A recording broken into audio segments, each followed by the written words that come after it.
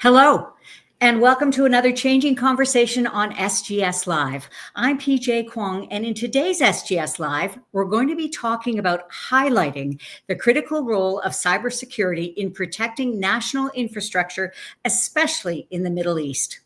Our discussion will explore current challenges faced by governments and industries, practical solutions for integration processes, and the application of IT security controls such as ISO IEC 27019 for energy and utility sectors.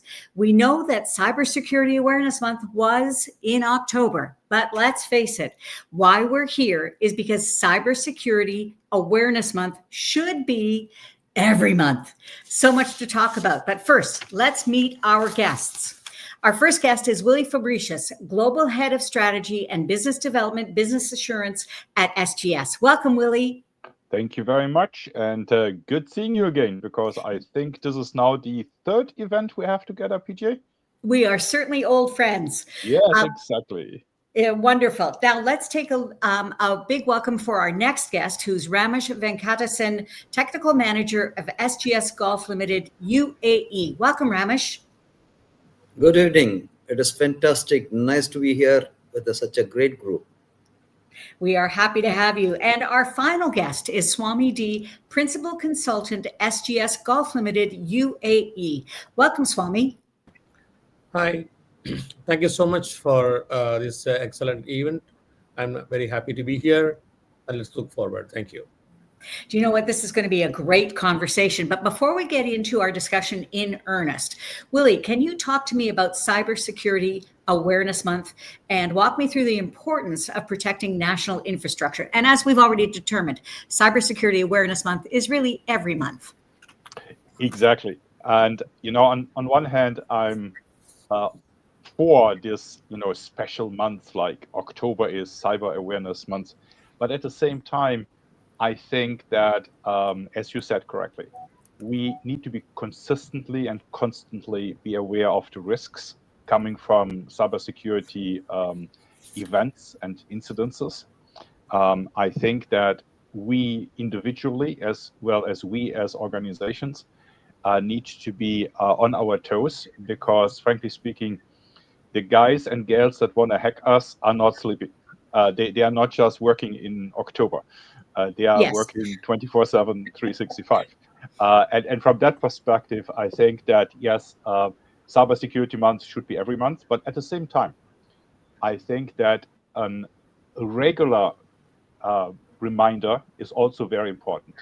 Let's face it, the majority of people are using IT infrastructures and IT services from a user perspective, not from an IT perspective. So they are working on their Word files or their spreadsheets or whatever, right? And then they forget, because humans do forget the importance of changing passwords, patching and updating their systems, and so on and so forth. So from that perspective, Cybersecurity Month, October, is important, but at the same time, no, we should do it every single day. Whether we want to or not, and those passwords, they are super important. That I've learned the hard way. So, Ramesh, we now know why this is important, but can you please fill me in about the most pressing cyber risks facing critical infrastructure in the GCC Middle East? Yeah, it's a very, very important and vital aspects. GCC Middle East critical infrastructure. I think the global aware that the GCC is mainly for the energy, that is the oil and gas sector, and a lot of aspects are happening in and around with respect to the base of oil and gas sector, and in terms of the logistics point of view, the aviation point of view, in the financial aspects, in the ministry of all the government related activities. There are so many things are there, and the critical infrastructure is absolutely very, very important in terms of protecting the critical infrastructure with respect to the GCC point of view. And the key risk, there are so many things are there nowadays. The technology is increasing like anything. I would like to quote, I will just in the macro level, which I would like to talk about the key cyber risks are the state-sponsored, the advanced persistent threats, and the cyber warfare. the ransomware and the data extraction, and OT and IoT system vulnerabilities, supply chain attack, phishing and social engineering, and cloud security misconfiguration, and the shortage of cyber security experts with respect to these regions. These are all the key elements in terms of the with respect to the cyber risks for the infrastructure point of view. Do you know, obviously, there is a lot to talk about here, but I wanted to take this opportunity to get a poll question out early to our audience. And here's the question for our audience. Which area poses the biggest cybersecurity risk to your sector today? So, which area poses the biggest cybersecurity risk to your sector today? Please put your answers in the chat window below, and let's see what areas you think are vulnerable a little bit later on in our conversation. But for now, let's get back to it. How are nation states and organizations addressing growing threats like ransomware, supply chain attacks, and insider risks? Swami, this is for you. Yeah, taking the cue from what Ramesh was mentioning earlier, the different types of attacks, which was mentioned by Ramesh, also included some of the things on the ransomware, supply chain attacks, and of course we'll also pick up another one called insider risks. The ransomware attacks, obviously, we all know that organized by organized crime groups, gangs, they encrypt the data or could provide, they can apply the screen locking passwords, etc., so that the user is at the greatest amount of dependency on the person who is attacking, and it is all caused either through targeted attacks like he was mentioning APTs, or it could be some visiting unwanted sites, or it could be even remote desktop protocols, RDP, brute forcing, etc. Having said that, how do we really combat these kind of things? First and foremost, the attack comes immediately. We must isolate the system and contain the further attacks. And some organization even contain the attacks and also isolate the system, but they do not switch off the machines so that the forensic guys can get a lot of clue from that. Of course, we have to recover from the system and also reinforce further security measures. And also, we must have a practice of three important things on disable any macros that are used in various applications, and also avoid RDPs, and of course, apply a regular patch. Then, if something goes wrong, our backup also will come to a helping hand. Moving on to the next one, supply chain. This is a very strange thing. The organization may have a secure infrastructure, but they also require to have a different suppliers, and the suppliers may or may not have adequate amount of security in their systems, and the attacker will target the supply chain links or the suppliers, and thereby they gain entry into the main organization. It could be a software supply chain or a hardware, or it could be services when they are providing, like cloud or any services provided. That way they can gain entries, etc. These kind of things can be easily be prevented, or at least be prevented if they have the knowledge about this and verify the various software integrity and digital checks, digital signature checks, etc., and periodic audit of the suppliers. And of course, we have to have a limit access to the third party vendors as well. After that, we are to talk about the insider attacks. The three important things on the insider attack that we can remember is: one is a malicious insider, wherein intentionally the person may do a harm to the organization. or it could be caused by um, a negligent insider who can probably have not worried about your security protocols, etc. The third one, it could be a compromised insider. Sometimes as admins or other important users are compromised by from external forces, and they will through them the attack is all carried out. We can think about the solutions for these things by having providing a least privilege on need basis only we can give it the permissions, or separation and segmentation of various responsibilities and duties. MFA is an important factor, like multi-factor authentication, and DLP and user behavior analysis are some of the key aspects that organization can look for it. Thank you. So basically, the risks are everywhere. Honestly, when we think about it. So, Ramesh, if we're trying to bridge IT, OT controls, can you give me some examples of the cyber challenges in those areas? Absolutely. See, we were discussing about the cyber risk, and I think Swami is explained in detail with respect to the few risk in terms of that. The earlier version, the operational technology, the IT environment are separate. Some of the organization, some of the critical sector, which they would like to merge for some aspects in terms of the operational aspects and other related, they are working on that. Yes, it is permissible, it is possible also, but however they have to look into the lot of challenges in terms of that. When it is having a different environment, they have a control over on that, and the aspects are very very clear. If you are going to merge it, it is going to be the expanded space surface which you are giving for the attack. There are some of the OT system, it will be having the vulnerable legacy systems are there.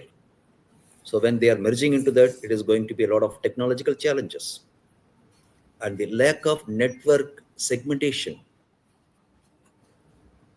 And some of the aspects, the people are working on the remote access to update or modify in terms of the any applications and other related. The remote access vulnerability is also going to be a highly challenge. Insecure industrial IoT, Internet of Things devices. So merging into that, these and data and protocol incompatibility aspects. So these are the critical key challenges in terms of merging IT and OT controls. If you want to talk about in details, it will take too much of time. So that's why I'm getting into the macro level aspects, which I'm throwing the lights on that. So absolutely, the people, when they want to get into the merging of IT and OT, they have to be more cautious from the design aspect, that the risk assessment on from the design aspects to the protocol testing, implementation, and the execution of the putting into the operational point of view. Everywhere they have to face the challenges, they have to do the due diligence before getting and merging into these aspects. And this is the technical oriented aspects, and in addition to that, operational and human challenges also there. So there are so many operational challenges and the human challenges, cultural divide and silos, knowledge and skills on the IT controls and the OT controls, and the incident response difficulties. So insider threat and the human error, by knowingly or unknowingly, we may get into that these aspects. In addition to that, some of the governance model and the compliance requirement which they have to consider very vital point of view. There are three elements which they have to get into: the technological aspects and operational human challenges and the governance and compliance challenges. These are all the critical challenges which they have to look into that when they are merging into IT and OT. That's all. You know what? I want to throw some more light on it. I love the way that you said that. So, Willie, why is IT OT integration both a necessity and a vulnerability? Well, let's start with the necessity, or maybe even an imperative. Because at the end of the day, you cannot have planning software, ERP solutions, and then on the other hand, the factory that manufactures something, not talking to each other. I mean, how can you take orders in and then somehow write on a sheet of paper or print it out and bring it then to the factory what needs to be manufactured, so that once it's manufactured, it's again printed out and being brought back to the office so that the shipping information can be sent to the client and the client can be invoiced? That doesn't make sense. These systems must be integrated to be fully operational and effective and efficient. Well, as already mentioned, OT is on a regular basis a little bit outdated. It's not unheard of that manufacturing facilities are still using floppy disks. Really? And that already tells us a little bit about the technology that is being used. That also means that these systems potentially cannot be even patched because the OS is already literally 15, 20 years old. And that means there are inherited vulnerabilities in those solutions that just simply cannot be fixed. So we have an issue here, right? On one hand, we have the imperative to connect. On the other hand, it's mind-boggling dangerous. Well, that tells me a couple of things. Ramesh already mentioned governance. We also had already network segmentation. It comes down to we need to understand the risk. And once we understand the risk, we can implement suitable controls. And this is where the governance system kicks in, or as we say, management system. This is where ISO 27001 kicks in, where an organization is doing a proper risk assessment, identifies what could go wrong, because rest assured, it will go wrong, and then implement suitable controls. Whether this is network segmentation, whether this is zero trust methodologies, it doesn't really matter. At the end of the day, it's about reducing the blast zone. And that's the important thing. We will be attacked. We are being attacked as we speak. The only question is, where does this attack end? Does it end on the outside firewall, or does it end on my laptop? If it's ending on my laptop, it's spreading. And that's the issue.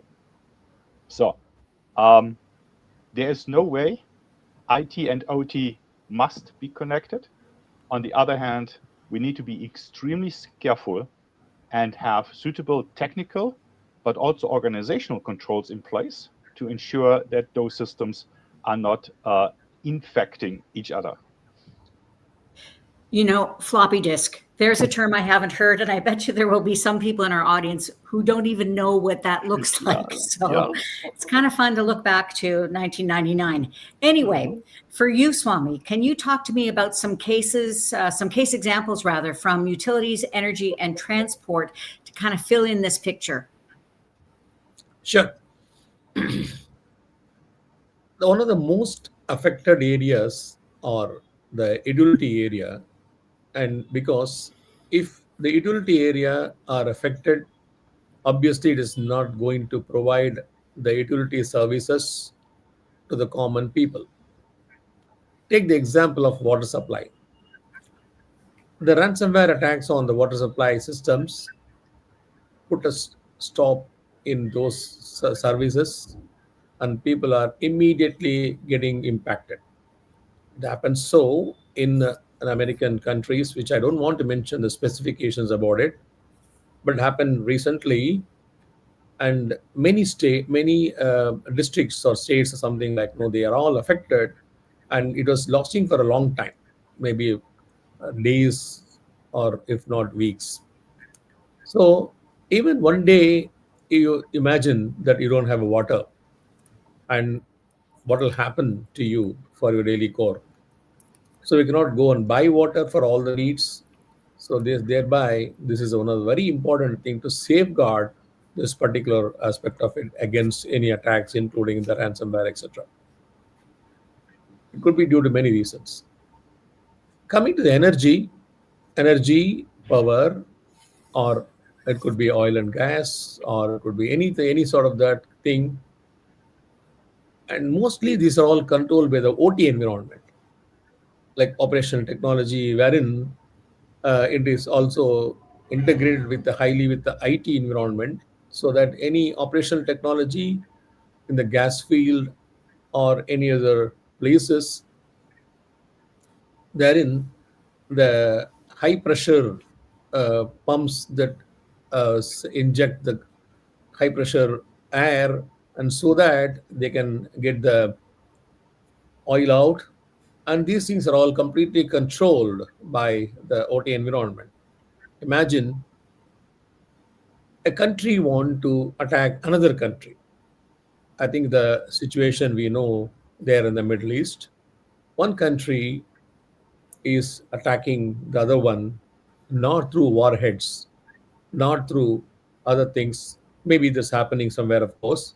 But other than that, this kind of organized crimes on one country, one country's energy requirements, or the oil fields, or even the power sector, if they affect, and if they're affected, the country's revenues lost, reputation is lost, and the entire thing will be coming to a standstill. It will be a major disaster from this happening. But some countries are not revealing it also. I don't want to mention the specific countries now. Recently, it has happened. Obviously, the next one on the transportation. The transportation is uh, uh, is about many aspects of it. One transportation may be involving people, like carrying passengers, either the air traffic or or through ships, etc. Or it could be another traffic area through the cargo movement. In Japan, some of the ports were affected by the ransomware. Imagine the shipment movement of the ship, movement of the containers, how much effect was there. So it could be serving the global needs. So not one country is affected, it is affecting many countries also. And crippling the air traffic. In fact, some of the countries in the in again in American continent, wherein the 3 weeks was delayed in some of the specific airport, and they are disrupting the boarding operations and also delaying the baggage movements. And of course, the information about the flights, everything is been coming to standstill. Now we depend on the technology for all, so we don't have anything now. Then also, like the another one on the uh, UK, in fact.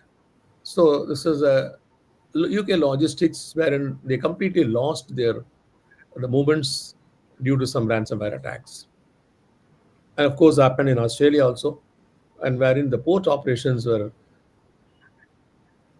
not able to move about 30,000 odd containers. They're all stranded, Wow. and it is all affecting for more than a week or so. It's all happened in the recent past. So we must be cautious. Is not only affecting the organizations, it affecting the country, it affecting the people, affecting the business as well. Thank you. It's much bigger, as you say, than just sort of little isolated incidents. It does affect countries, and you're right. Technology affects us all. So, Ramesh, how can standards and frameworks reduce complexity? In fact, yeah, whatever the question which you're asking, the much and the expanded and the broader question which you're asking on that. Yeah, standards and the frameworks reduce the complexity. Okay, so I used to put it in such a way that people used to work as a traditional way. In 1988, the first mother standard of quality management system standard, ISO 9001, draft version got released, and the 1994 version was the first release version. Incidentally, That time only I started my career in terms of my, after 91, I came back from engineering and started working on that. So the systematic approach and the standards which is guide for any organization, for all kind of organization, it is put them on the right track. I will put it in a three broader category in terms of the how the standards and the frameworks are which is helpful to the organization. The first point is the providing the structure, approach, and the consistency. So it will give you a structured approach and the consistency way of working, and also providing the streamlining the decision making process in all aspects, is the either business point of view or the process point of view or the technical point of view. The third point is the enhancing the efficiency and the quality of output. So these are the three broad categories which the standards will help a lot. I was explaining about that mother standard of quality management system. There are so many standards: environmental, occupational health and safety, business continuity, information security, and there are the infrastructure also. We have a standard, and the all aspects. There are many standards which is there. That day by day the technology is increasing.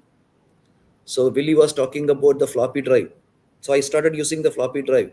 Till today, the AI technology, if anybody wants, they will get into the open AI and chat GPT, and they will do whatever they want. So whenever the technology is increasing, at the same time, the risk is also increasing like anything. Unless otherwise, if we don't have a systematic approach and the proper framework is not there, it is very difficult to control over on the processes and control over on the organizational aspects, which will be putting down to the organizational profitability and the business growth and other point of view. So the standards, which is going to be a more helpful and more way of putting them in a proper way, and the structured approach, systematic approach, and consistency will be there in terms of the using the standards and the frameworks. So, Willie, this is going to be a question for you. What unique benefits does ISO IEC 27019 bring to the energy and utility sector? Yes, I needed to smile when Ramesh was referring to ISO 9001 1994, because, well, that's exactly when I started with quality management systems, and I implemented a QMS at a stamping facility way back in Germany at that time. And ever since, I must admit, I'm addicted. I'm addicted to ISO standards. I'm addicted to standardization. And on a regular basis, when I have presentations, I have one slide with no word whatsoever. And it's the picture of all the different power outlets we have around the globe. Oh. And then I ask, why? Why in the world do we think that it is okay to have at least 30 different power outlets? It doesn't make sense. Well, it may have made sense 80 years ago, 100 years ago, when, a couple of dudes came together and said, in order to protect my factory from those foreign imports, we need to change a little bit so that, those imports cannot be used in our country. Let's make a national standard for that. Wonderful. Well, fast forward 2025, that doesn't make sense. In a hyper-connected world, we need to have common frameworks, making sure that we all speak the same language. And I'm not talking about English versus German versus Arabic versus whatever language. No, I'm talking about when somebody says incident, it's clear to everyone in the room what incident means, that we don't need to start arguing, no, this is not an incident or that is an incident, right? So that's the reason why standards, and ISO standards in particular, are so powerful, because they help us to have a harmonized common language, common best practices recognized around the globe. Now, coming back to your question, 27019 is a set of additional controls that an organization in the energy sector might want to consider when implementing ISO 27001. So ISO 27001 is Information Security Management System. Very generic, can be used for any organization, by any organization of any size, any complexity, any industry. But as already discussed in the last couple of minutes, there are unique situations and unique aspects and unique risks that are very specific to the utility industry. And because of that, there is 27019 that provides users additional input into aspects that they should and must consider when implementing an effective information security management system. So for all intents and purposes, it's an extension to 27001. And yes, organizations can be audited against it. And yes, I do understand the difference between the word should and shall. But when we are auditing and issuing certificates saying that the controls of 27019 have been considered, those shoulds are translated into shalls. Excellent. So just to make sure that we are on the same page. Amazing. So we are diving deep into this topic of cybersecurity and cybersecurity risks. So we have to try and get our answers as condensed as possible for this next little bit so we can get to as much information as possible. So Swami, for you, how can organizations adopt international standards while aligning with local regulations? Okay, well, it's a good question. On one hand, the organization want to comply themselves with the standards that are internationally recognized. On the other hand, they also require to be complied to the local requirements. How does this happen? So when things are happening this way, organization will certainly ensure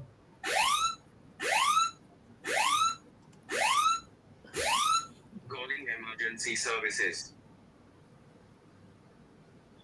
Technology is a wonderful thing, as you can yeah, see.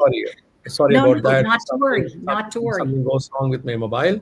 Yeah, about that stuff. So, the requirement of this international standards always requiring attention to focus on by the organization. So many organizations adopt themselves to various international standards. But what are the local regulations? The local regulations are specific to a country and also specific to a industry. Like for example, energy industry will have a specific regulation. Utilities industries will have a specific regulation for them. But on top of it, they have to comply to the requirements of the standard. The management system standard always has the PDCA cycle, though it is not explicitly mentioned in the current versions of the standard. They're all mentioned in an indirect way, and they have to plan something and execute something, then verify and do it. So you have a proper management system in place if you follow the international standard. At the same time, the utilities or the energy specific regulations that are very specific to the local regulations, they are all focusing on what they should do in their industry. So on one side, they have the complete regulatory requirement. On other side, they have the international standard in place. So that means a combination of that, it becomes excellently articulated control environment in the organization. For example, if you take 27001, which is a certifiable management system standard, and also combining yourself with the 27019, that IT/OT environment is going to be very strong, and you have a very strong base, and certainly you can combat, avoid, and defend yourself in the environment that is prone to more attacks, etc. Yeah, that's it.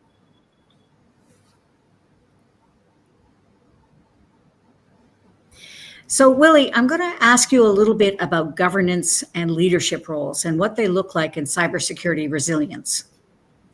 Yes, good question.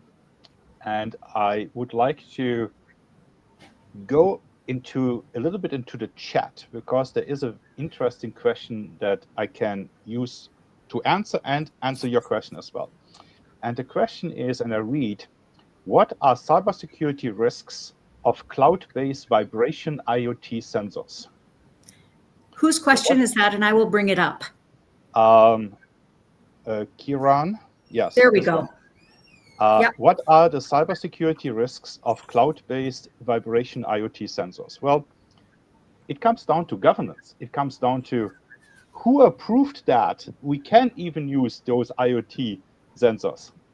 Was there a risk assessment?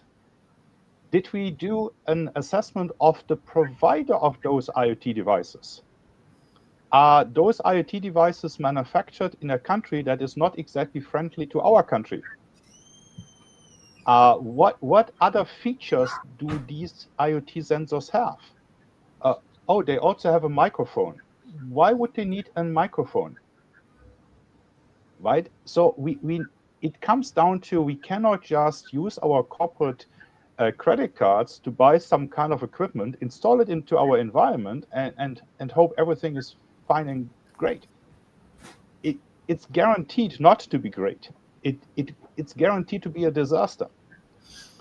On a regular basis, those devices are not manufactured in a secured environment. On a regular basis, those devices are not very well designed in terms of patching and security aspects.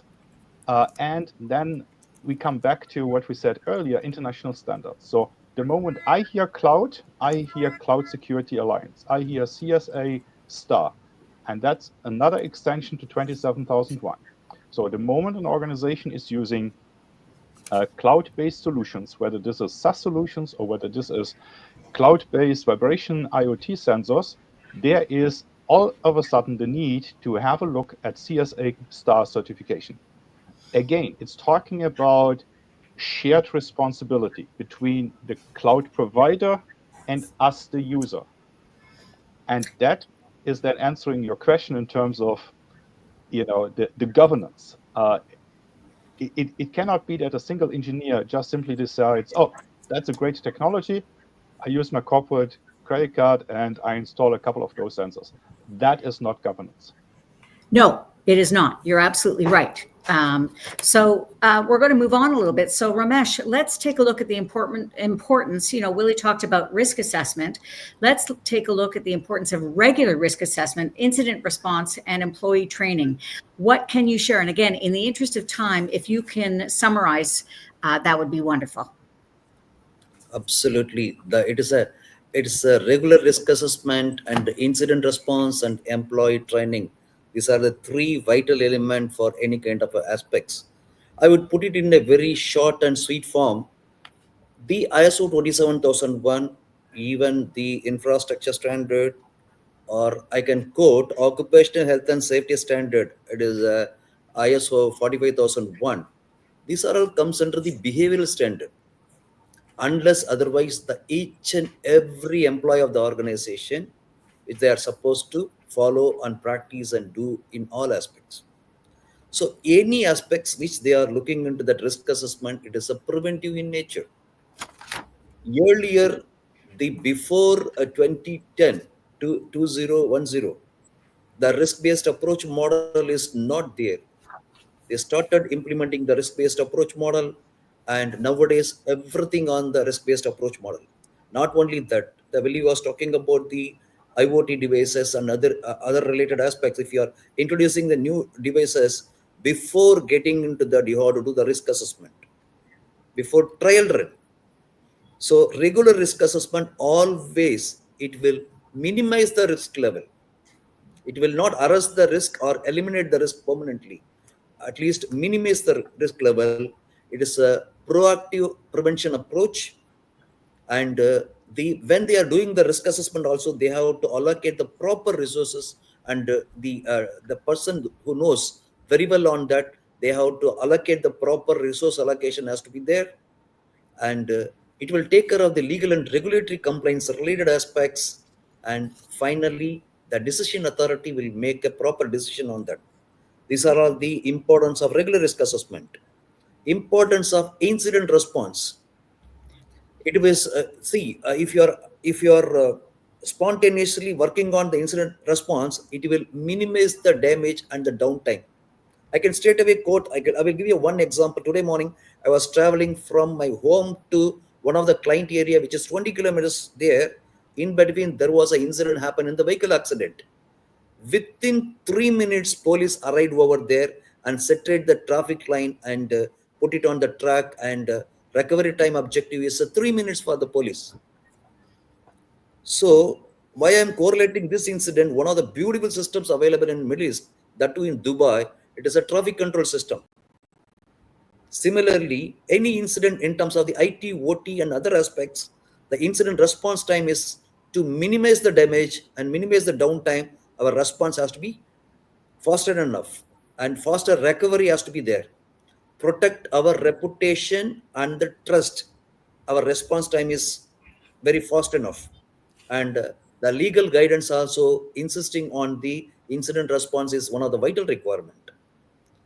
So we may be familiarized with the risk assessment and the incident response and other related, unless otherwise the employees, those who are all working on that field, which they have not trained properly or the continuously training on these aspects, then we will get into the human error. The human element is one of the vital element. Though we are talking about artificial intelligence and other intelligence, the human intelligence is also very important. And in terms of taking care of whole aspects, though we have to give the employee training on the whole aspects. So these are all the three vital elements with respect to the regular risk assessment and the incident response and the employee training aspects. You know, as we knew at the start of this session, there was going to be lots to talk about. And before we continue, I just want to take a look at our audience because I knew they would be really interested in this topic. So we want to see who has joined us.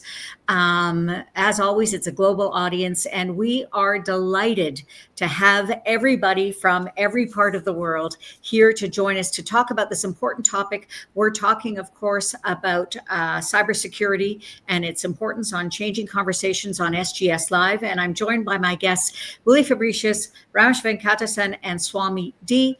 And they're all helping me to break it down. Don't forget, we'll have a Q&A at the end of this interview section.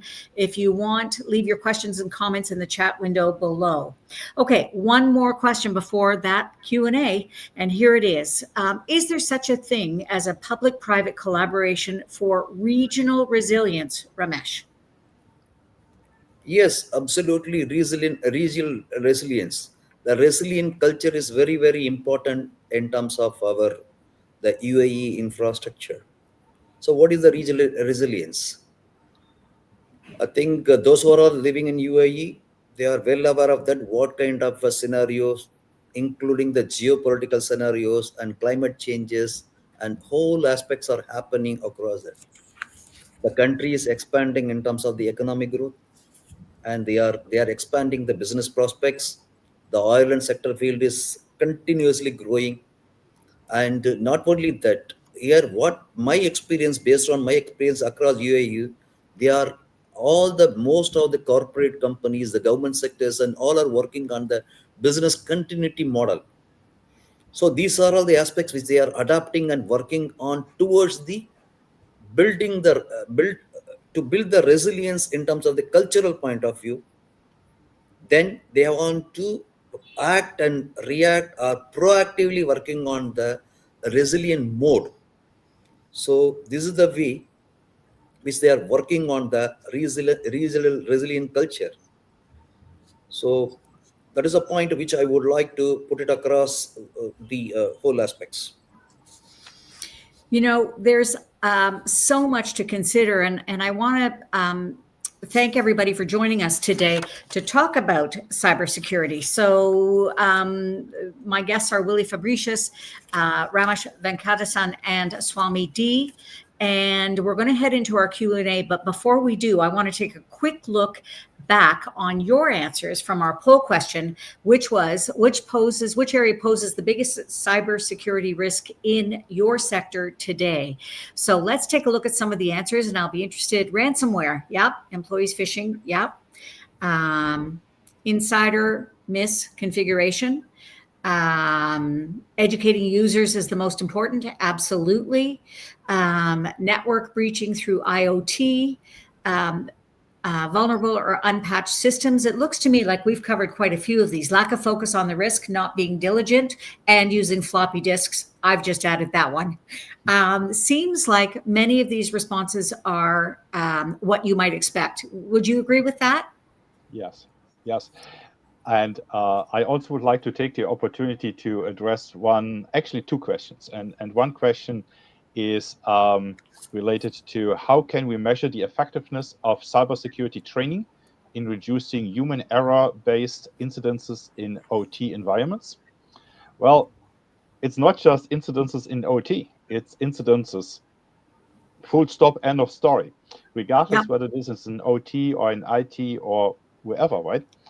And no, I'm not going to share with you an internal email we all received today from SGS information security function.